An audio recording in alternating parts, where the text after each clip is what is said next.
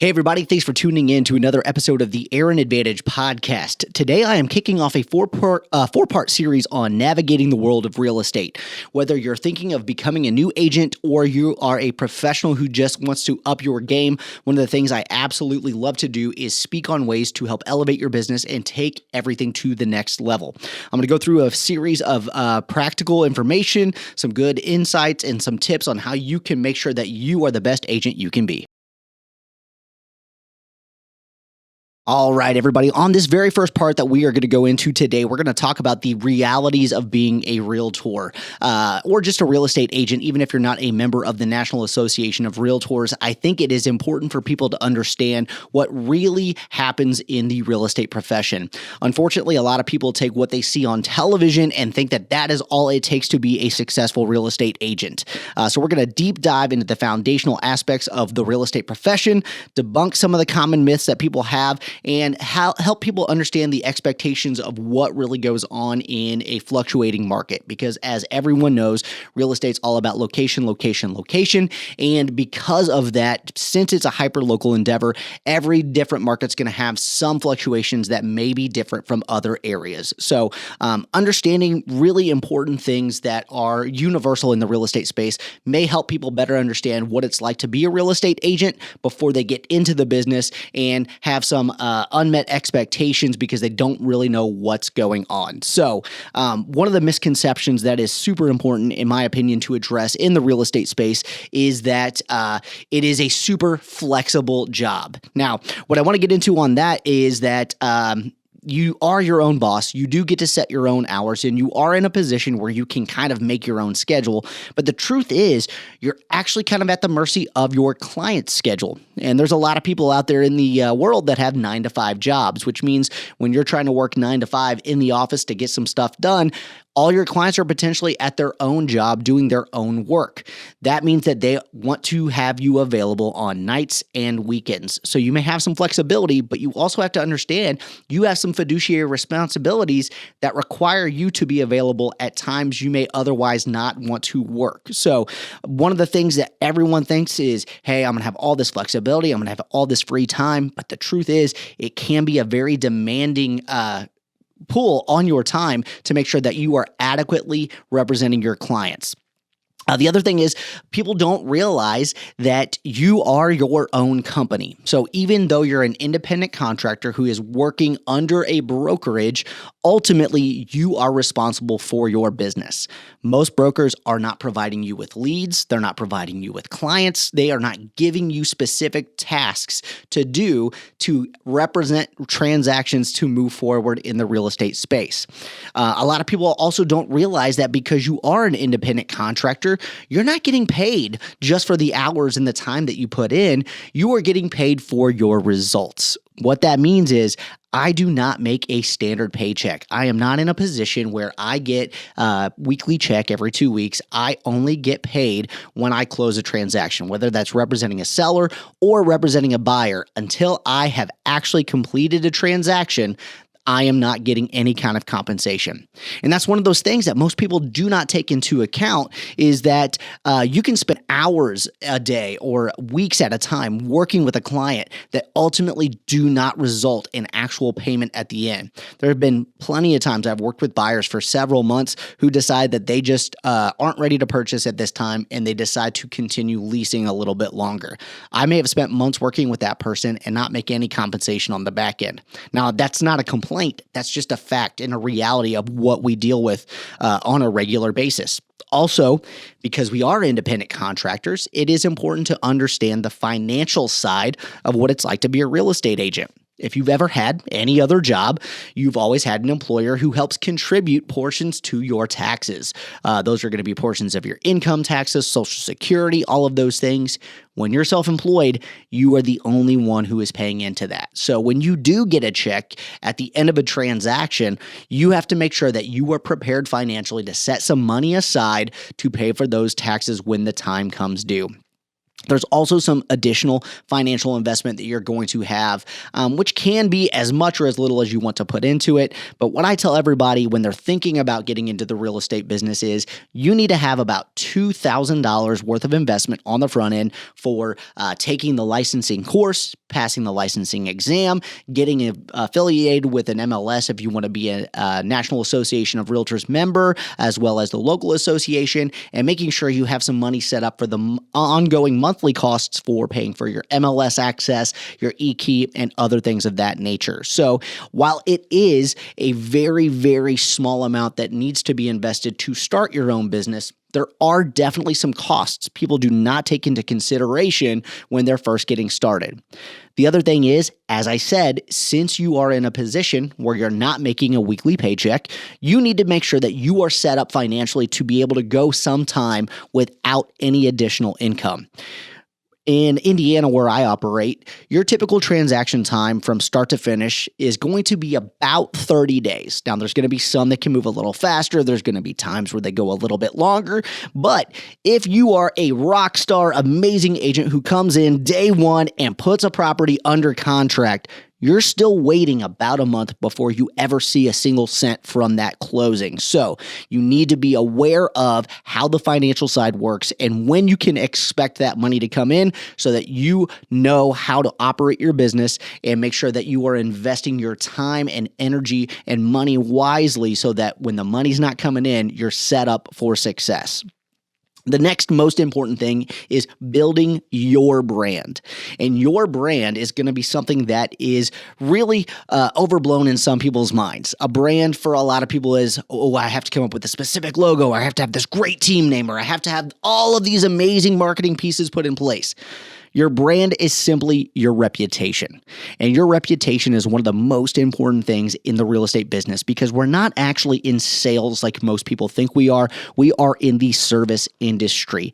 I tell people all the time, my brand, my mission, my team is in place to help educate consumers on the process of buying or selling a home to take the stress out of the sale when it comes time to make a move. Because ultimately, this is one of the most stressful things that people do in their lives. They are investing in their single largest financial instrument in their personal lives most of the time when they're looking at buying residential real estate, which I specialize in.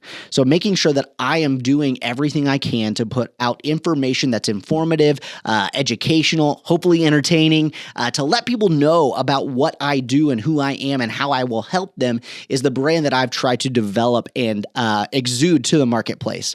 I also want to make sure people know that I care about my community and understand what's going on around me, which is why you see a lot of content from me that's highlighting local businesses, talking about the food, the beers, all the things that I like in specific areas because I want people to get to know who I am. I utilize video content a lot of the time because I think it's important to make sure that people can see and hear and understand my personality and who I am because it makes it much easier for them to understand how I'm going to help them as we move forward. Not everybody is super comfortable in front of the camera. I completely understand that. But you do need to be ready to be a public figure to some extent so that people can see who you are and how you're going to take care of them to build that brand in the marketplace. I do a lot of speaking and training for real estate agents in the state of Indiana. I'm currently serving as the vice president of the Indiana Association of Realtors, and I travel and talk to people all the time about ways they can build their brand. And one of the things I love to say to everybody is you are not 007. You do not want to be a secret agent. You need to be out there and make sure that people understand that you are in the real estate business and they do know that you are there and happy and willing to help them when the time comes. The other thing that people need to realize is there are a lot of real estate professionals. I live in Southwest Indiana. Our association covers about 11 counties, which are mostly rural areas. In the major metro area, Evansville, where we live, has about 120,000 people. If you go to all of the counties surrounding, we're around 160 to 180,000 people, all encompassing. We have 1,000 realtor members in that area. So there are a lot of agents who are also competing for people's business. I tell people all the time, I'm going to get the business that I'm supposed to get. I do not believe in any way, shape, or form that if there's somebody who is out there that is looking for a real estate agent that I'm always going to be the right fit for them, because it's just not the case. And the truth is that, I'm totally fine with that. I'm going to get the business I'm supposed to, because I'm going to work with the people who want to work with me and who understand the brand that I'm building, because I put it out there and they can see what's going on. However, you need to make sure that people can see who you are authentically, and they understand what it is that you can do for them and how you are going to be able to help them, because it is a crowded market at times. There are a lot of agents who are out there, and making sure that you have a brand that is specific to you for the buyers or sellers who are looking for someone like you that they want to work with are able to find, understand, and be able to identify what makes you special and how you're going to be the one that is able to help them out. That takes consistency in putting out information. I do a lot of video recording, making posts, putting out market statistics, information to the consumer, highlighting local places, all of these things consistently out to the marketplace, because you need to make sure, as I said, you are out there. You're not a secret agent. It's imperative that people see you out in places and get to know who you are as an individual.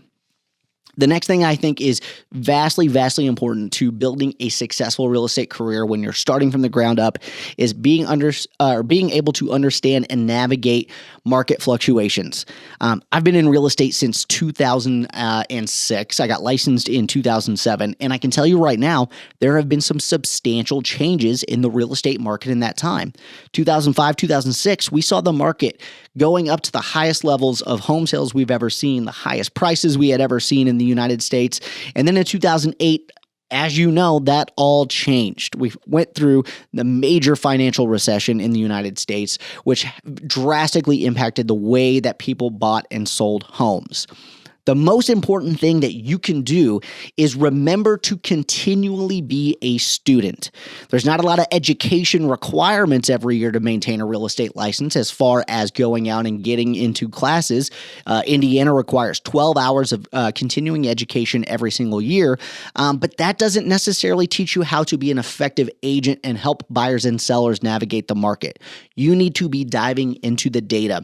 You need to be in the MLS, or the multiple listing service, to see the homes that have been listed, the homes that are selling, the homes that have sold in the past, as well as taking a look at the stuff that maybe hasn't sold. There are expired properties or withdrawn properties that are going to help you navigate and understand the specifics of maybe there's certain criteria that home had that just weren't appealing, that we need to make sure that if we have a home that we're going to list that may have those similar things, we need to be aware of those changes. In addition to that, we need to know what's going on in the broader economic market. What are interest rates doing? What specific ordinances may be going on that could impact whether or not there's going to be affordable housing going up in different places. Understanding and navigating those outside factors is absolutely 100% imperative for any successful real estate agent to do. My buddy Ken Haney, who's one of the owners of FC Tucker Emge, he talks about the fact that he is addicted to what we call the Market Monitor, which is a fantastic tool in the multiple listing service that allows us to go in at any point in the day, refresh the numbers, and it will let you look back 1 day, 2 days, however many days you want, to take a look at all of the updated inventory that's going on. It'll show you new listings. It'll show you anything that's gone under contract, anything that's closed, as well as anything that's expired, so you can keep a constant eye on the market so you know everything that's going on. And being able to understand, analyze, and predict what that data may look like based on past evidence is something that you need to be able to discuss with your clients. Market analysis is a tool that a lot of real estate agents use that is often thought to be only utilized on the listing side of the transaction. Because if I'm going to try to help a seller pick a price to market their home for, I'm going to do that market analysis to give them an idea of what the best pricing strategy is. And I tell people all the time, it's a mixture of art and science. The science is the statistical analysis. It's looking at all the homes that sold, picking the right comps that are actually good comparable properties. I had Sam Reed, an appraiser, on recently. We talked about what those comps are to make sure that we're giving people the best advice in understanding how to find those and utilize analyze that data is something that I am always working on honing that skill.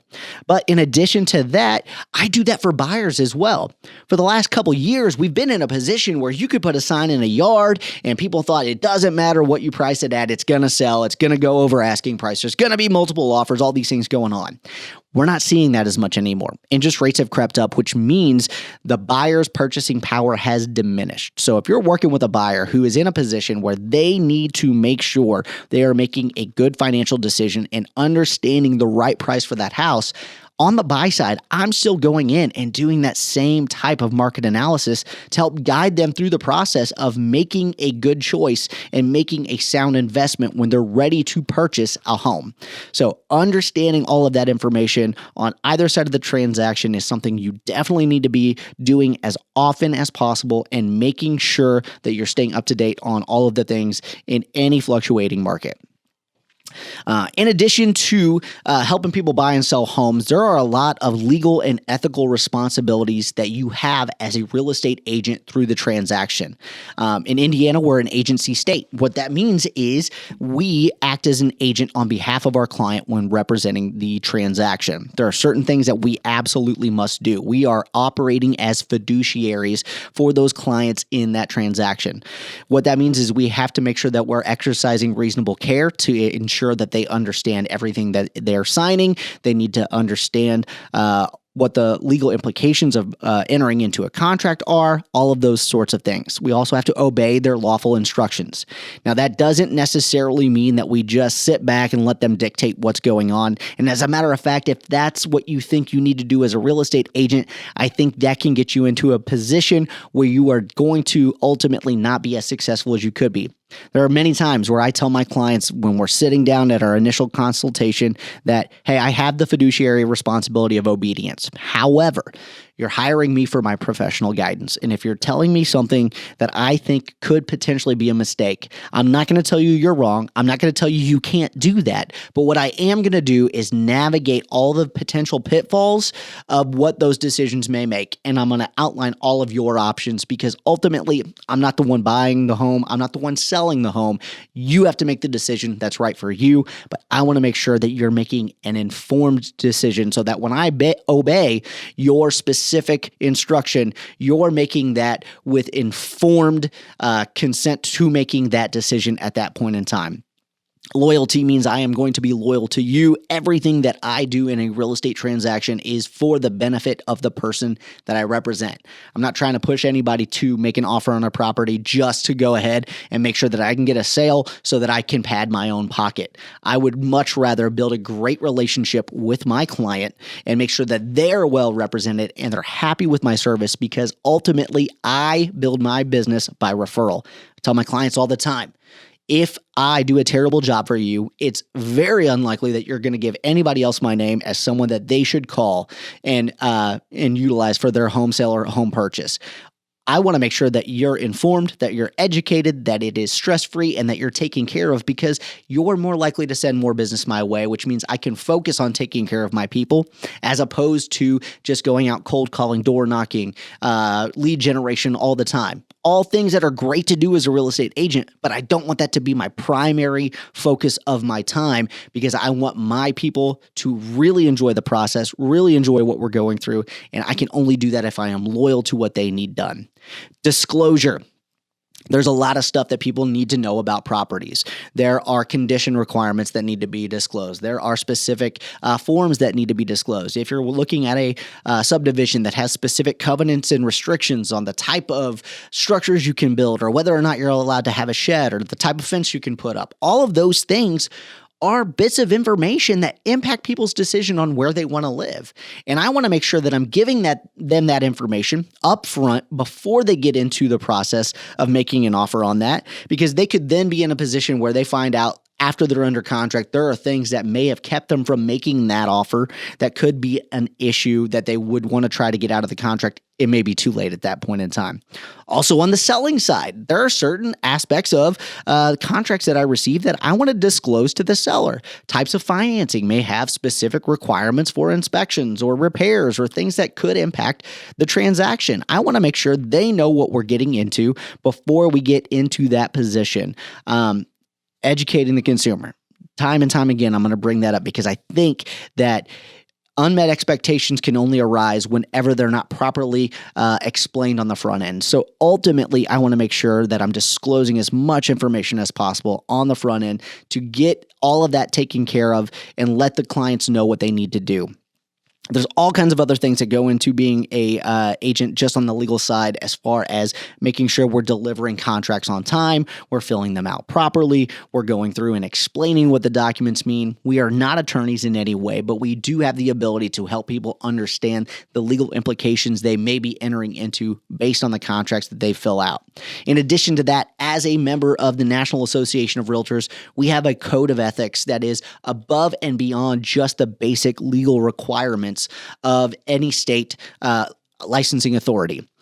I want to make sure that I am doing everything I possibly can to work above board to build great relationships, not only with my clients, but with the other agents that I'm working with in any marketplace. It is vastly important to have an agent who is well respected and well known within the marketplace, because that person is going to be one of the terms of a contract that buyers, agents, or listing agents are looking at. If you're working with an agent who's known to be unethical or is hard to work with or anything else, unfortunately, at times that impacts how that person is going to be perceived and how that transaction will be perceived by the clients, just because of the nature of how people have experienced working with them in the past. On the flip side, if you've got a great agent with a great reputation who knows what they're doing and really works hard to make sure that everybody's on the same page, that could be a benefit to you in a lot of instances. Through the pandemic, through COVID, there were a lot of times where I was in multiple offer situations representing a buyer. And I can tell you, more than one time, I got calls from the agent who had the listing that said, "Hey, Aaron, unfortunately, your offer is not the best, but we really want to work with you. We want to make sure that we've got somebody who's going to help us navigate this and get this deal to the closing table. So this is what it's going to take to be able to get it done with you, with your buyer right now." And I was able to go to the buyer and say, "Hey, unfortunately, we didn't have the best offer, but good news, they want to work with us. So we have an opportunity before other people involved in the transaction, because I've got a great relationship with the listing agent." And we were able to get those homes sold. So all of that stuff goes into making sure that you are setting yourself up for success as a real estate agent. That's just the most important stuff that comes to mind when I want to tell any agent what they need to do at the very beginning of their career to get their success started on the right foot. Be sure to come in for part 2 on additional information, which will be going over how to get started as a new agent and implement some of these strategies to build your business.